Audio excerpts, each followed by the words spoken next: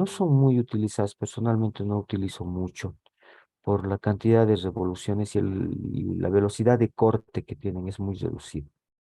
Entonces, es incómodo tardar, digamos, cortar hueso con instrumentos rotatorios. Entonces están las de alta velocidad que van entre 300 y 400.000 revoluciones por minuto. Ahora, otra característica importante que complementa el uso de las turbinas y el corte que necesitamos hacer a nivel de huesos es pues la característica de las fresas, que son fresas quirúrgicas. Estas, ya, las número 8, 7, 6, en diferentes formas, pueden encontrarles redondas, pueden encontrarle fisuras, como acá vemos, ya. Y porque también me traían las de fresas quirúrgicas que habían comprado, las de tallo largo, que son para piezas de mano.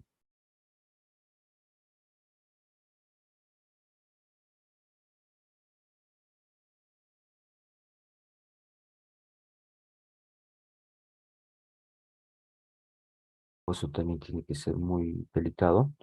eh, pero las de alta velocidad, que son estas, nos permiten hacer cortes mucho más rápidos, exactos durante la cirugía.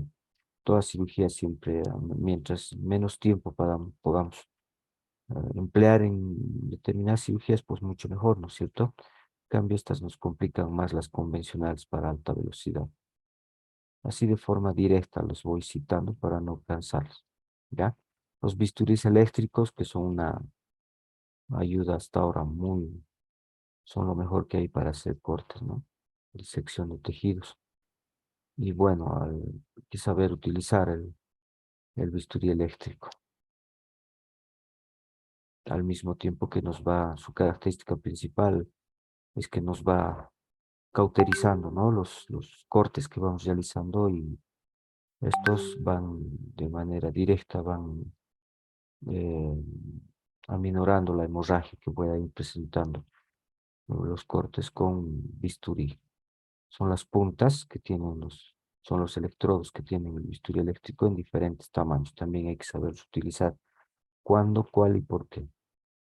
Y los voltajes también que hay que saberlos utilizar. Y que, bueno, es un curso específico para el uso de los electrobisturís. El láser, que hoy por hoy también es una gran ventaja, que, bueno, no lo nombro porque personalmente yo nunca he hecho uso del láser, pero que también es una maravilla para hacer. Son los aparatos de láser. 60.000, 70.000, 80.000 dólares aproximadamente un láser para hacer los cortes. Estos les van ayudando a cortar ahora, les permiten preparar cavidades sin operatoria dental, algunos láseres ahora, ¿no? Con las diferentes puntas que se tienen. Ya no se utilizan. En Sucre he podido trabajar con un odontólogo, el doctor Samuriano, no sé si lo conocen, la plazuela Sudáñez. No debe estar mayorcito, es su hijo quien utiliza ahora láser en odontología para hacer las preparaciones cavitarias, para el uso de cirugías. Es una maravilla esto, pero bueno, 60.000 dólares. Prefiero nomás utilizar mi mango de bisturí. Ya, la esterilización es otro aspecto importante que se lo usan, lo conocen ustedes, al calor seco y al húmedo. Hoy estamos utilizando al seco, ¿no? Al seco, que tiene sus limitaciones, ¿no? En cuanto al instrumental que va a esterilizar. Generalmente van entre los 120, 130 grados, ¿no? Durante media hora, 20 minutos, una hora, dependiendo, ¿no? Del instrumental que queremos esterilizar y el tiempo.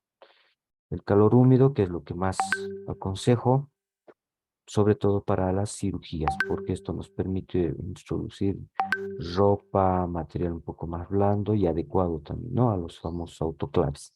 Contamos con este tipo de esterilización y que lo vamos seleccionando siempre a las cirugías que las vamos realizando. ¿no? Y bueno, eso de manera general en cuanto corresponde a lo que significa instrumental quirúrgico, ¿ok? Si hay alguna pregunta, adelante. Ahora vamos a ver instrumental específico para las exodoncias, ¿ya?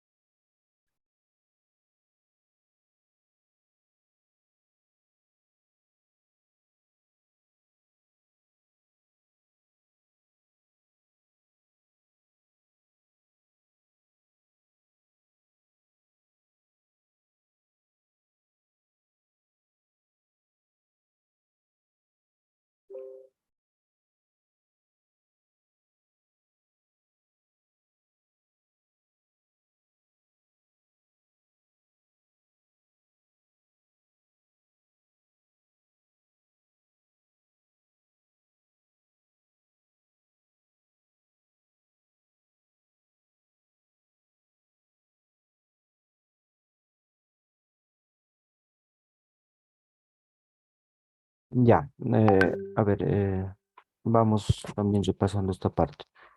Es importante diferenciar los diferentes tipos de forceps adecuados a las diferentes piezas dentarias. Y de ellas también diferenciamos el maxilar superior como del inferior, ¿no? La extracción de dientes permanentes, ya ustedes lo conocen, los pasos que necesitamos para seguir, la sindesmotomía, que tiene el objetivo de desprender la inserción gingival de la pieza dentaria, ¿no? Específicamente es el anillo de Collier el que vamos desprendiendo. Para el uso, para la correcta sindesmotomía, los sindesmótomos, como les decía, tienen forma similar a una sonda exploradora, con ambos extremos pasivos, uno curvo y uno recto, que nos permiten aplicar en diferentes zonas. Los pasos de la exodoncia, por demás, este, creo nombrarlas, la luxación, la presión y la tracción, en cuanto se refieren a los forceps, ¿no? Aunque he visto que hay también falencia en este sentido. No es lo mismo hacer estos tiempos operatorios con el forceps que con el elevador, porque a diferencia del elevador va a ser, en el punto 2 no va a ser prensión el elevador, que es un punto importante a tomarlo en cuenta. Va a ser el punto de apoyo, la aplicación, y no va a haber tracción, sino va a haber la extracción propiamente dicha, porque luxación sí la vamos a tener, ¿no? También hacemos luxación con los elevadores, porque la luxación, ¿qué objeto tiene? La de justamente romper, ¿no? Al anillo, al ligamento periodontal del alveolo y al mismo tiempo la dilatación de las tablas alveolares se ejecuta con el botador o elevador, introduciendo la punta progresivamente en el alveolo por las caras vestibular mesial con ligeros movimientos en dirección vestibulolingual, palatino, con otros influyentes en sentido mesiodistal, en el caso de los forceps, ¿no? Debe evitarse ejercer una fuerza desmesurada o movimientos de palanca o de supinación, puesto que en esta fase nuestro objetivo no es la abulsión, sino actuamos así como en conseguir la fractura coronal del diente o la luxación del diente vecino en movimientos exagerados. Se han presentado casos en los que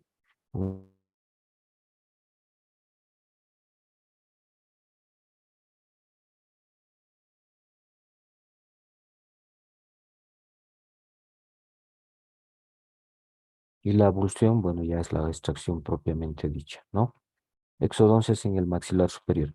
A ver, yo lo que pretendo es resumir prácticamente y hacer nuevamente una am, diferenciación entre los diferentes instrumentos que existen ah, para el uso de estos de acuerdo a las piezas dentarias. Esta es exclusiva para los incisivos, para el sector anterior en realidad, donde la parte activa como la parte pasiva, el mango, están en una línea recta. Y sobre todo la diferencia está en la parte activa, donde los bocados para este sector tienen pues dos caras, ¿no? Una cara externa y una cara interna. La cara interna va a tener una concavidad relativa que nos permite aplicar ¿a qué parte de la corona ustedes van a aplicar, de la pieza dentaria en específico? A nivel cervical, a nivel del cuello anatómico de la pieza para arriba,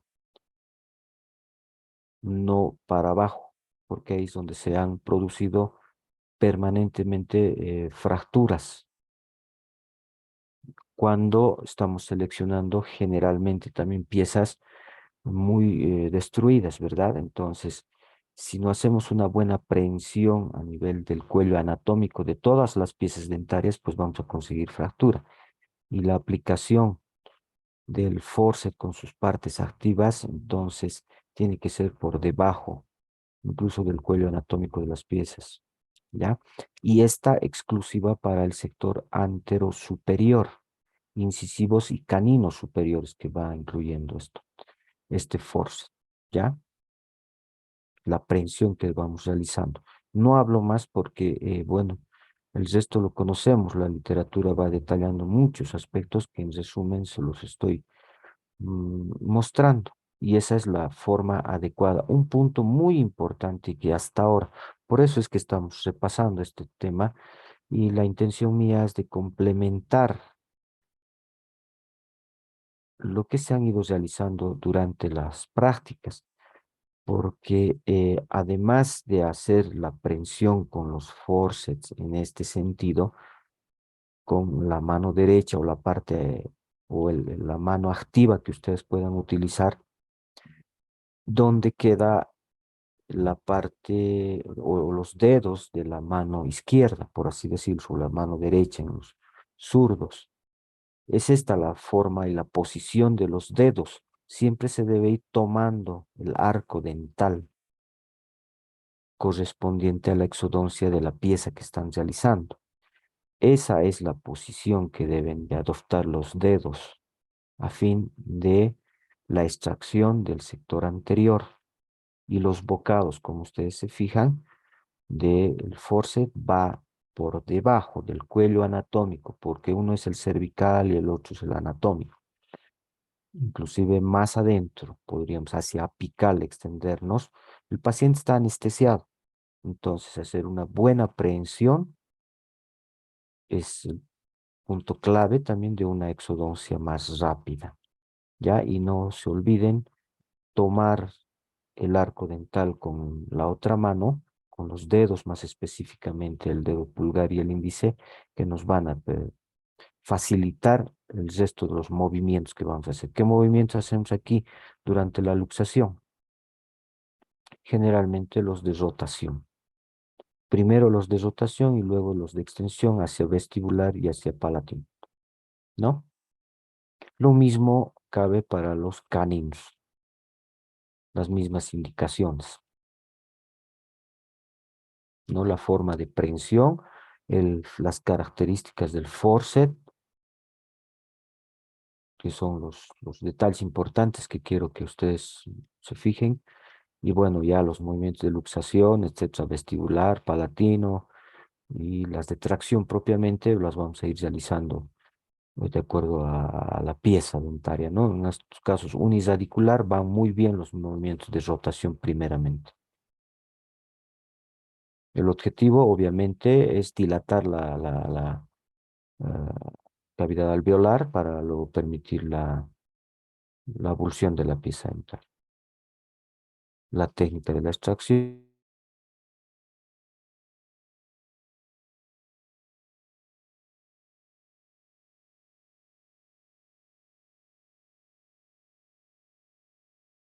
cita. Después de haber utilizado el mismo forceps hasta el canino, vamos utilizando el forceps para premolares superiores.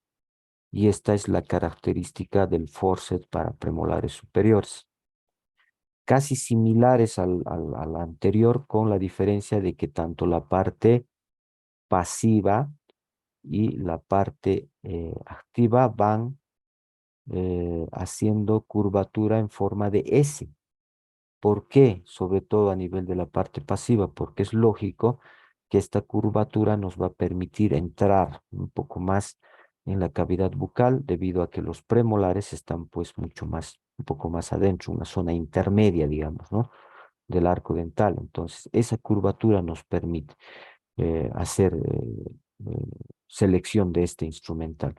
Los bocados son casi similares, una cara externa, una cara interna, donde también la cara interna va a tener una concavidad ya no muy pronunciada, o más bien un poco más pronunciada que en relación al forceps para incisivos y caninos, porque la anatomía de la corona del premolar siempre es un poco más convexa, ¿no es cierto? Por tanto, esta debe de adaptarse adecuadamente en esta zona. Entonces, este es el forceps para premolares. También fueron que se aparecen. ¿Con qué forceps vas a extraer? Con este, no anda seleccionando este para anteriores.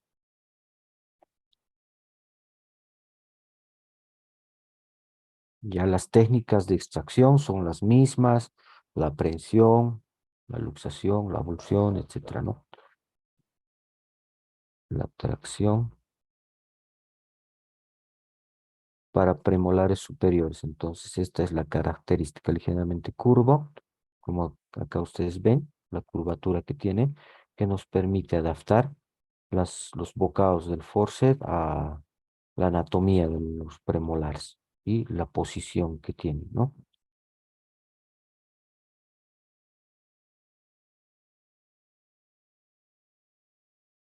En cuanto a los movimientos, en los movimientos vamos a hacer ligeros movimientos en premolares superiores, primeros premolares superiores sobre todo. Siempre se hace una aprehensión, un movimiento de hacia apical,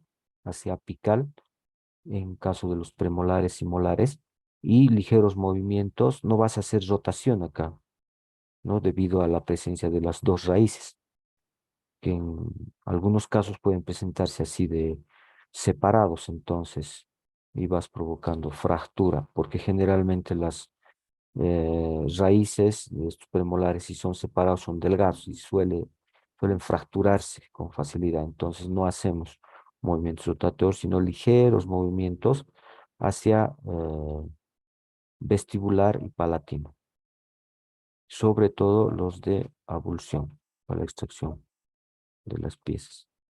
La posición de los dedos, como siempre. En este caso, este dedo puede tratar de llegar al lado palatino o de acuerdo al arco, si es, o mi arco derecho o izquierdo que van a actuar. Siempre la posición de los dedos tiene que ir complementando el uso de los elevadores o de los forceps. He visto que algunos siguen con el uso de el espejo, ya realizando la prensión con el force. Por eso les he indicado soltar el espejo y utilizar tus dedos, ¿no? De apoyo para la exodoncia.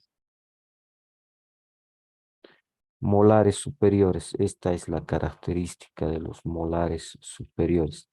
Similares en curvatura ligera de la parte activa con la parte pasiva, ¿ya? Un poquito más, levemente más pronunciadas. ¿Dónde está la diferencia? Que aquí sí he visto mucha falencia. La posición y disposición de sus bocados. En los forceps superiores va diferenciando el derecho del izquierdo. ¿Ya? ¿Por qué? Porque la parte del bocado que va hacia la raíz palatina tiene estas características comunes a los otros forceps.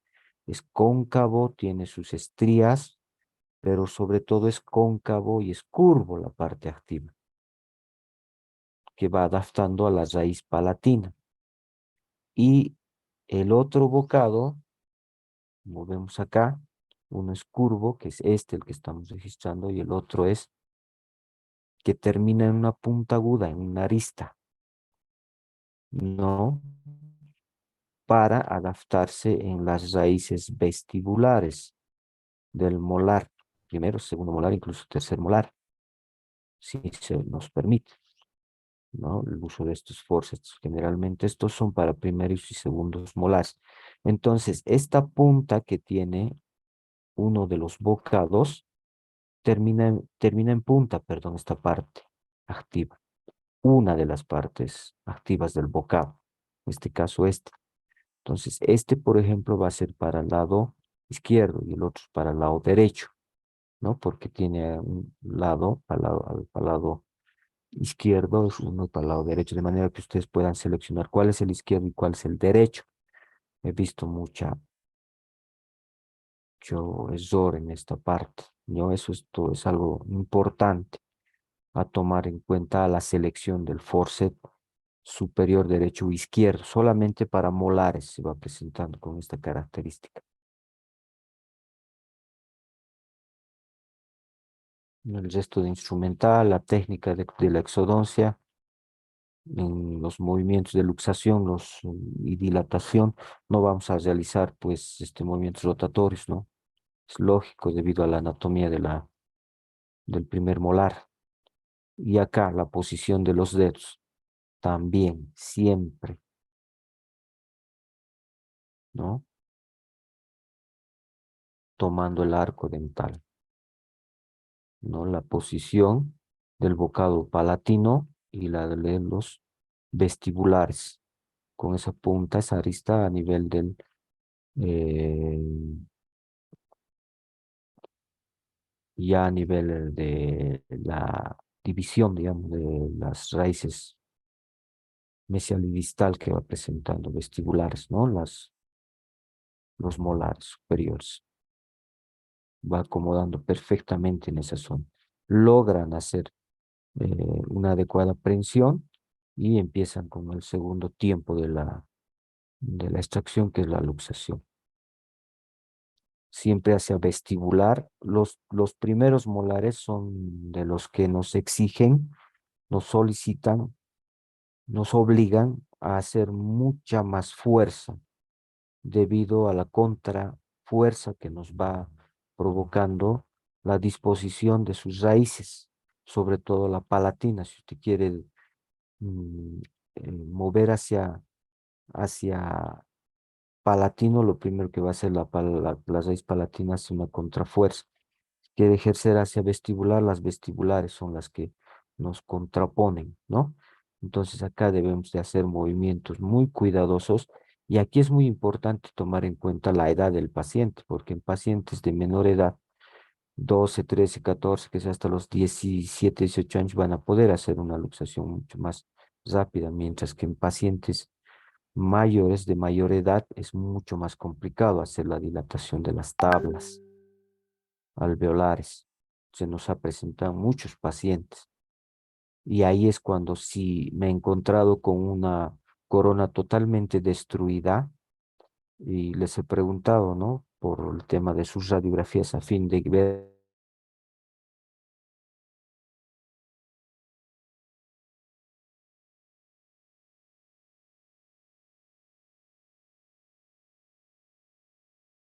qué es el uso de los forceps, no te va a dar,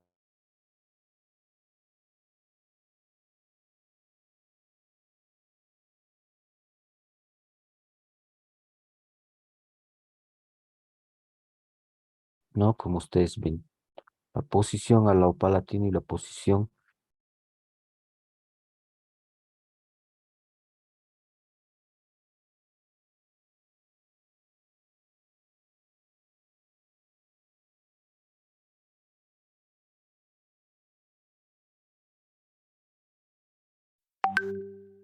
Recording in descrito progress. y bueno, la posición esta nos permite, ¿no? Hacer una prensión mucho más distal, como es la posición de los terceros molares, ¿no? Este es el forceps que vamos utilizando.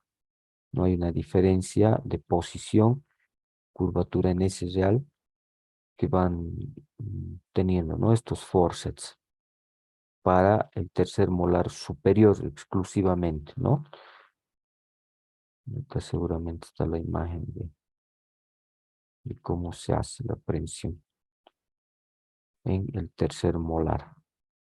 Obviamente, si la corona nos permite, un estudio clínico previo nos permite determinar si vamos a hacer la exodoncia con forceps o con elevador. Las características clínicas de la corona, la disposición radicular, que es otro tema que hay que analizarlo, pero que ya mm, lo conocen seguramente ustedes en cuanto a anatomía dentaria. Y por una radiografía, sobre todo a nivel de terceros molares, tanto superiores como inferiores, tenemos una mejor planificación del instrumento adecuado que se va a utilizar. Eso es muy importante, la planificación, porque las improvisaciones luego dan lugar a una serie de complicaciones. Vamos con los inferiores. La diferencia principal está en que la parte pasiva y la parte activa no se encuentran en una misma línea. En este caso una línea recta, sino que hacen ángulo de 45 grados y más o menos, de acuerdo a las diferentes piezas, pero siempre en ángulo. De verdad que me mostraron o me presentaron un forceps inferior para la extracción de un superior. Entonces, ahí me di cuenta que faltaba este tema, creo yo, que eso los estoy pasando de manera rápida. Es un tema de cuarto, quizá de tercero, en el que los hayan podido, de acuerdo al programa, está. Entonces, eh, quiero complementar el conocimiento de ustedes con estas imágenes a fin de que sean las más didácticas, si va el término, para que los vayamos imaginando. Los bocados siempre son delgados, ¿no? Y no entran en contacto uno con otro para incisivos. Para todo el sector antero inferior, también incluye para caninos, inclusive este force, ¿ya? No entran en contacto. Tiene una cara externa, una cara interna. Obviamente la cara interna también es cóncava para las caras, ¿no? Son ligeramente rectas también, no son muy cóncavas, como es la anatomía de las piezas anteroinferiores, y son un poco a diferencia del canino, que es un poco más convexo, ¿no? En su anatomía, por sus caras vestibular y lingual. Las técnicas de la extracción son las mismas. Siempre en piezas uniradiculares aconsejo hacer movimientos de rotación ligeros, primero, y luego hacia vestibular y lingual. Esto un poco con la experiencia. A veces la literatura te dice una cosa, pero no más adecuada. Y la prensión obviamente la vamos a hacer a nivel por debajo del borde del cuello anatómico de la pieza dentaria. También los caninos, ¿no? Utilizados con el mismo force. La prensión, primer movimiento de inducción, luego hacia vestibular y hacia lingual. Acá en estas piezas nuestros movimientos son un poco más delimitados, ¿no? Son más cuidadosos debido a la anatomía, ¿no? Del maxilar inferior. Premolares. Y la característica de los premolares, en cuanto a los forceps, también vamos a tener de que su parte activa es un poco más cóncava, ¿no? En la cara interna. Y más gruesas, son un poco más gruesas. Mientras que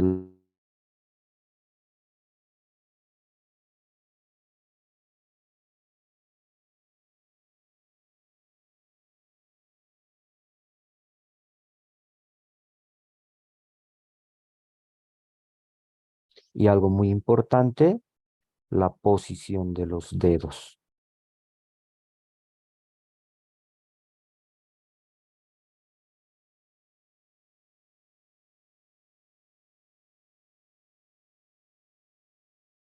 Si es al lado derecho, voy tomando posición al lado derecho del paciente, ligeramente hacia adelante. A nivel premolar nos vamos ligeramente hacia atrás. cuando actuamos sobre el arco o el lado izquierdo, tanto superior como inferior, a mí me gusta adoptar, sobre todo en piezas inferiores, irme al lado izquierdo. Cuando son superiores, mantengo el lado derecho. Pero esto, bueno, ya es ya la comodidad del operador. Lo importante es que podamos conseguir una buena aprehensión de la pieza dentaria, una buena aplicación del elevador, cuando actuamos con elevador, y a la comodidad, ¿no? Del operador. La altura del sillón, de la boca del paciente también mucho tiene que ver, ¿no es cierto? Y eso ya lo saben porque en todas las asignaturas van adoptando la altura correspondiente. Estos aspectos, aunque ustedes no crean, van dando comodidad al operador de manera que también el acto operatorio sea cómodo también realizar. Una mala posición, tanto del operador como del paciente, no te va a permitir hacer, ni siquiera ver correctamente el campo operatorio y, y mucho menos hacer la exodoncia misma en este caso, ¿no? Porque muchas veces un maxilar inferior y muy abajo del sillón, subirlo más, están haciendo también ustedes movimientos inadecuados, posiciones inadecuadas en su postura y eso a la larga también afecta al operador, créanme o no, porque de hecho, cuántos odontólogos ya hemos adoptado posiciones inadecuadas en nuestra columna, ¿no? Y- o la vista, que hoy por hoy ya muchos vamos siendo afectados. Entonces, todos esos aspectos suman al acto operatorio. No son cosas que solamente están escritas y listo. No, sino que cada uno de esos detalles se los tiene que tomar en cuenta. La posición de los dedos es lo que mucho me interesa a mí y los he ido exigiendo. De hecho, he ido calificando también, ¿no? Comenté que en su momento ya iba calificando e iba viendo la posición que adoptaban en el sillón al paciente, la posición que ustedes vayan adoptando, si utilizaban bien los dedos de la mano izquierda, cómo estaban haciendo el uso. Seleccionando, ahí es donde hemos tenido, por eso el motivo de la clase de hoy. Si seleccionaban bien o no el instrumental y ahí ya tenían falencias, que ahora lo estamos complementando. Primer y segundo molar, inclusive tercer molares, si nos permite la posición. Entonces el forceps inferior, a diferencia del superior, siempre va a tener en su parte activa y la cara interna dos saetas, ¿no? Dos puntas que van a ir a posicionarse justamente en los espacios interradiculares, ¿no? De la porción radicular de los dientes, por la anatomía lógica que van presentando los molares. Entonces, o también llamados comúnmente en pico del oro, ¿no? Estos forceps, ¿sí? Para primeros y segundos molares. Obviamente, si la corona clínica nos permite el uso. Y si no, bueno, ahí entran los elevadores. El correcto uso de los elevadores también creo que muchos afortunadamente han aprendido sí el uso adecuado del elevador y es algo que también me complace bastante porque muchos han extraído nomás con elevadores en varias partes de... Un segundito, por favor.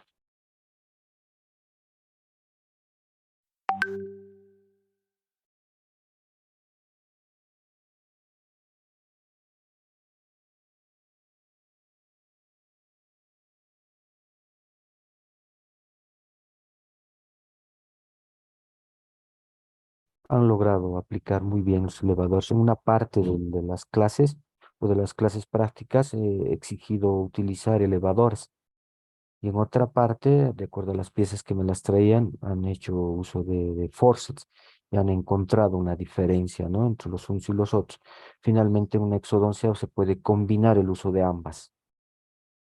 de acuerdo a las condiciones en las que se vaya presentando el caso que van a realizar. Estos unos son estos forceps en pico del oro, con esas características para el uso adecuado de la extracción de los terceros molares, y otros son estos, que personalmente nunca los he utilizado porque me es muy incómodo aplicar las fuerzas que corresponden a la extracción de los terceros molares. No va en este sentido en línea recta y una angulación mucho más aguda, y vas haciendo la aprehensión del tercer molar. Los movimientos son un poco más incómodos, de verdad. Esta imagen más creo que trata de mostrar la posición de los dedos que uno tiene que adoptar. En esto, en la posición de los dedos, no tengo una imagen quizá aquí con el libro. Bueno, aquí más o menos. Que estos dos dedos, sobre todo el índice, o perdón, el pulgar y el índice, que van tomando siempre al arco dental, pero que estos dos, el medio, el anular, vayan por debajo del borde inferior del maxilar del cuerpo, de la rama del maxilar inferior. ¿Con qué sentido? A fin de hacer una contrafuerza en la apertura bucal que le pedimos hacer al paciente. Sumado a esta apertura bucal, los movimientos de dilatación, de luxación que pretendemos, que aplicamos a las piezas dentarias, repercuten directamente en la articulación temporomaxilar. Entonces, estos dedos, el medio, el anular, que van por debajo del borde del maxilar inferior, es importante para hacer contrafuerza a las que estamos ejerciendo con el instrumental para la extracción dentaria. Se ubican, ¿verdad? Y les he también orientado esa parte, que es muy importante porque una fuerza desmesurada puede provocar luxación directa en el medio maxilar inferior. Me ha pasado alguna vez, les cuento también, y por eso es que estos dedos ya automáticamente yo los acomodo como tienen que ser por el borde inferior del maxilar. Una vez hecha la luxación, hay movimientos no adecuados que tienes que hacer para la reposición de la posición de la articulación, pero de alguna manera se hecho una luxación, se va provocando una inflamación y a veces queda el paciente ya con mm, con defecto de apertura y cierre de la boca.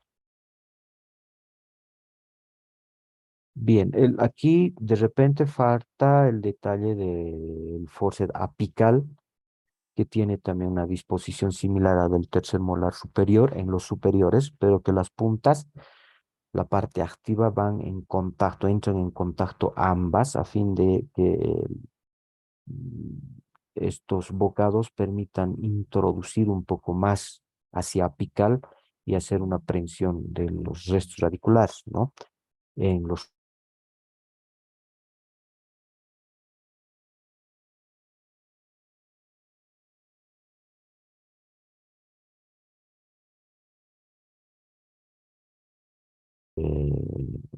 destinado directamente para la porción radicular de las.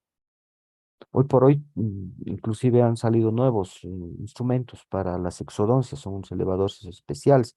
No sé si recuerdan o vieron en el penal, en la actividad, en el único caso que nos complicó bastante, en el último en realidad, el colega que hacía la exodoncia hizo uso de unos elevadores muy delgaditos, que parecen más curetas que otra cosa, y la parte activa son muy delgaditas a fin de aplicar esto a nivel más apical también de las piezas dentales, tanto superiores como inferiores. Bueno, también, ¿no? Van cambiando el instrumental que como base lo tenemos para siempre. Los que los utilizamos, los que los describimos. Bueno, eso creo que es lo básico en cuanto al uso y selección y el conocimiento adecuado del instrumental a utilizar en las diferentes exodoncias. Nos ha faltado elevadores, que está en otro tema, pero bueno, en cuanto a los elevadores, los diferenciamos en eh, en sus partes, mango, el cuello y la parte activa, que en este caso es la hoja. En cuanto a los elevadores, sí tienen diferentes disposiciones, delgadas, intermedias y gruesas, ¿no? Y que se van utilizando de acuerdo a la necesidad. Todos son rectos. Los clip den, que son otros, los cryer, que son otros, y que se van utilizando, o los cryer, o también en bandera, que se van em, utilizando, ¿no? Que son específicos para la exodoncia de raíces. Bueno, para no cansarles, creo haber cumplido con esta parte también de instrumental que estaba generando algunas dudas y que con esta creo que ya puede estar un poco más ilustrada la comprensión del instrumental, ¿no? Bueno, sin más que comentarles, mm, termino la clase de hoy indicando de que ya es de conocimiento general que estamos aplicando ya las exodoncias en grupo, ¿no? Las complejas. No me canso de recomendar que ustedes vayan seleccionando quirúrgicas, de complejas, de convencionales. El conocimiento del instrumental también hace de que nosotros vayamos complementando esa selección. No es lo mismo extraer un tercer molar en posición horizontal, mesioangular, impactación intraósea, que submucosa y que es variado, que si ustedes desean lo podemos también analizar para la selección adecuada. Y no siempre es tercer molar una compleja, ya hablé de caninos, regularizaciones, por ahí algún fibroma que ustedes pueden encontrar en los pacientes. Son interesantes esos casos y bueno, si hay algunos casitos así interesantes que no siempre sean terceros molares, pues lo hacemos. Obviamente con la debida anticipación, que los grupos nos vayan haciendo conocer las características de su caso y los vamos seleccionando, por favor, ¿ya? Ayer, no sé cuándo hemos trabajado con un casito de tercer molar, ustedes han visto que la selección del material, de los insumos, el instrumental, es muy específico para el tercer molar. Y la esterilización también juega mucho, la ropa, los insumos. Entonces, por ahí es que voy seleccionando los casos, ¿no? Y en la oportunidad que yo pueda, como que ha pasado con algunas de sus compañeras, he podido realizar la exodoncia quirúrgica compleja de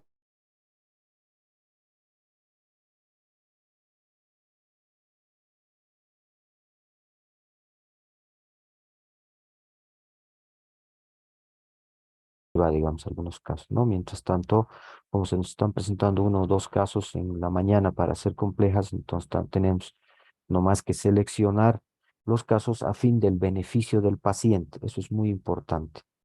A fin del beneficio del paciente. No podemos someterle a un paciente a cirugías determinadas y poner en riesgo, ¿no? La misma salud del paciente. Entonces eso hago siempre la recomendación para que ustedes nos vayan seleccionando sus casos o me los hagan conocer. Hasta fin de mes tenemos como límite a avanzar en cuanto a clases prácticas, entonces estamos ya en ese fin. Ayer me han confirmado ese límite de tiempo que tenemos. Ya septiembre tenemos que estar ya empezando con con la siguiente rotación y bueno, si hay algún tema más por que ustedes quieran tocarlo, vamos a aprovechar de hacerlo en la siguiente clase más, porque ya la siguiente vamos a la recta final. Y por lo demás, bueno, les agradezco mucho a ustedes por su paciencia y bueno, seguimos adelante para cualquier cosa, ¿ok? Nada más, y también los exámenes, ¿no? También los vamos a ir programando porque es cuestión de tiempo que nos van presionando y va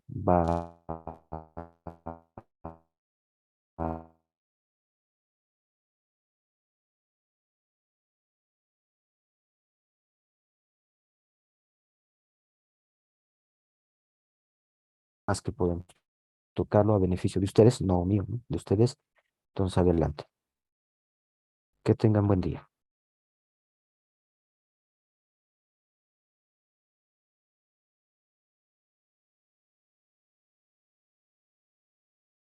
Hasta luego, doctor. Hasta luego, hasta luego.